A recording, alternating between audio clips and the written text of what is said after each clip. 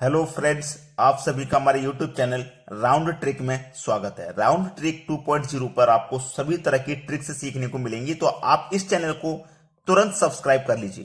तो चलिए स्टार्ट करते हैं। पहला क्वेश्चन है 28 और 42 के एलसीएम और एचसीएफ किस अनुपात में है। आज मैं आपको जो सिखा रहा हूं वो एलसीएम और एचसीएफ की क्वेश्चन है।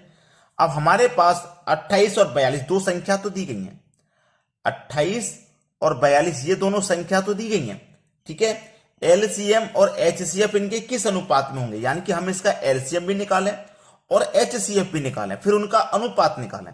तो 28 और 42 का सबसे पहले मैं एलसीएम निकालूंगा। 28 और 42 का सबसे पहले एलसीएम तो मैं बेसिक तरीके से निकालता हूं एलसीएम, ताकि आपको कोई गलती ना हो। 2 से कटा दो 14 बार में और ये कटेगा 21 बार में। अब देखिए 2 से कट जाएगा भाई, 2 से कट जाएगा, लेकिन सिर्फ ये संख्या, लेकिन ये संख्या 2 से नहीं कटेगी। अब देखो 7 से कट जाएगा, लेकिन ये संख्या 7 से 3 बार में कटेगी।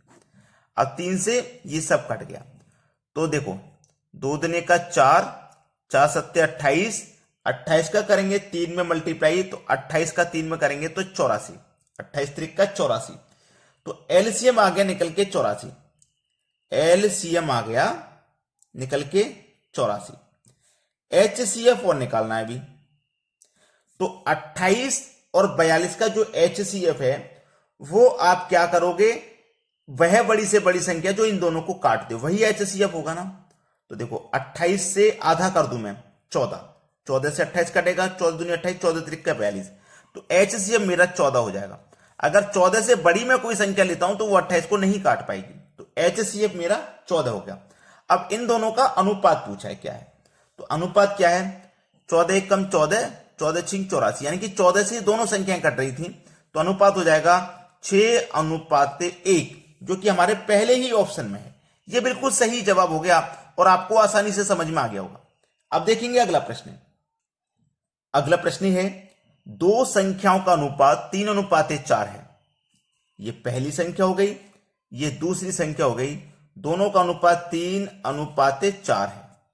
उनका एचसीएफ 4 है, एचसीएफ 4 है। तो उनका एलसीएम क्या होगा। देखिएगा, प्रश्नों को समझाने के लिए मैं आपको सीधी सीधी बात बता देता हूं कि क्वेश्चन में जो वैल्यू आपको दी गई है, आपको अनुपातों की भी वही वैल्यू निकालनी है। जब आपके पास एचसीएफ है ना, तो आप अनुपातों का भी एचसीएफ निकालेंगे। तो 3 और 4 का एचसीएफ 1 हो जाएगा। तो इस एचसीएफ में अनुपात के एचसीएफ से डिवाइड करोगे तो 4 ही निकल के आएगा। तो 4 कमल पे 3 से कर दू 12 और 4 कमल पे 4 से कर दू तो 16। ये दोनों संख्याएं हो गई। अब हमसे इनका एलसीएम पूछा, तो 12 और 16 का एलसीएम आप निकालोगे। 12 और 16 का जब एलसीएम आप निकालोगे बिल्कुल बेसिक तरीके से, तो 2 से ये 6 बार में कटेगा, ये 8 बार में कटेगा। और 2 से ये 3 बार में कटेगा, ये 4 बार में कटेगा। 2 से 3 नहीं कटेगा, ये 2 बार में कट जाएगा। और 2 से 3 नहीं कटेगा, ये गया। और 3 से ये कट गया। चलो 2 दुने का 4, दुने का 8, दुने का 16, 16 त्रिक का 48।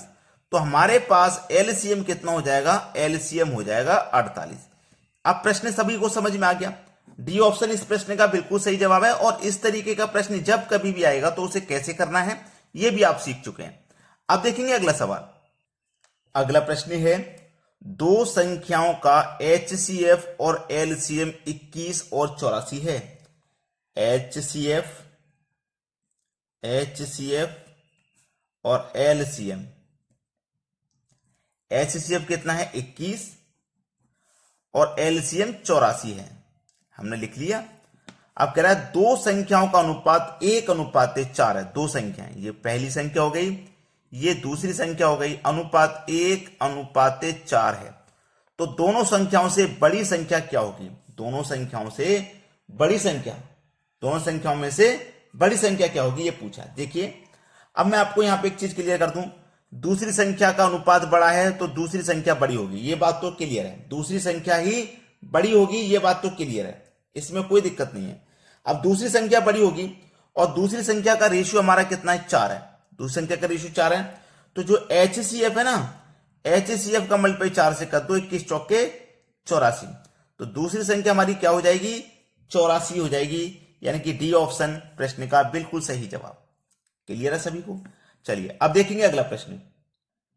अगला प्रश्न है, वह छोटी से छोटी संख्या जिसे 4, 6, 8, 12 और 16 से भाग करने पर प्रत्येक दशा में 2 शेष रहे तो वह संख्या क्या है। देखिए आपके पास क्या क्या दिया गया वो लिख लेता हूं मैं।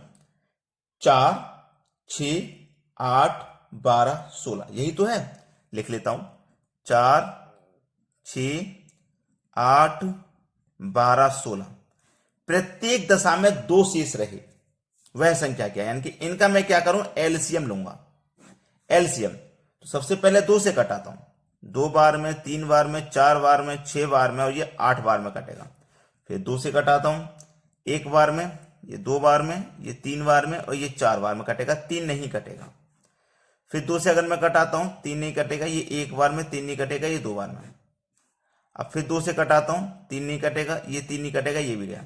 अब 3 से कटाऊंगा तो 3 जो बचा हुआ था वो भी कट गया।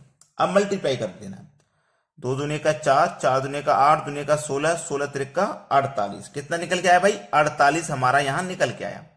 अब 48 निकल के आया ना, यानी कि 48 वो संख्या है जो 4, 6, 8, 12 और 16 से डिवाइड हो जाएगी, भाग करने पे भाग हो जाएगी।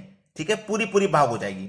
और हमसे बोला है कि प्रत्येक दशा में 2 शेष रहे, यानी कि इन सभी संख्याओं से जब हम डिवाइड करें तो 2 शेष बचना चाहिए। तो 48 में हम क्या करेंगे, 2 जोड़ देंगे तो वो संख्या हमारी 50 हो जाएगी।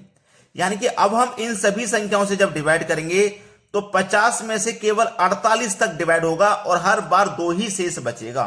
तो वो संख्या हमारी 50 है जिसमें इन संख्याओं से डिवाइड करने पर हर बार 2 शेष बचेगा, वो संख्या 50 है। यानी कि सी ऑप्शन हो जाएगा हमारे सवाल का बिल्कुल सही जवाब। क्लियर ना सभी को। अब देखते हैं अगला प्रश्न।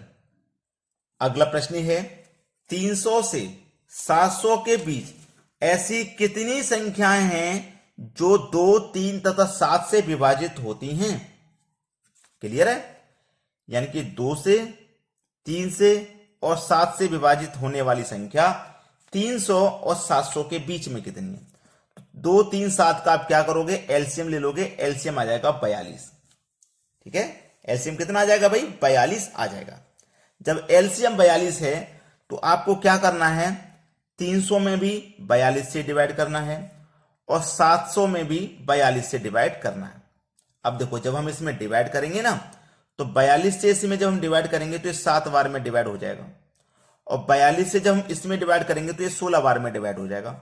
अब हमें जरूरत किस चीज की है, हमसे पूछा है 300 और 700 के बीच में, तो ये जो हमने निकाला ना ये 1 से लेकर 300 तक का निकाला। हमने 1 से लेकर 300 तक निकाला, ये संख्या 300 लिखी हुई है तो हमने ये पहले के 300 का निकाला, पहले के 300 तक। तो पहले के 300 तक की हमें जरूरत नहीं है क्योंकि हमसे 300 और 700 के बीच में पूछा है, 300 से पहले तक की हमें जरूरत नहीं है।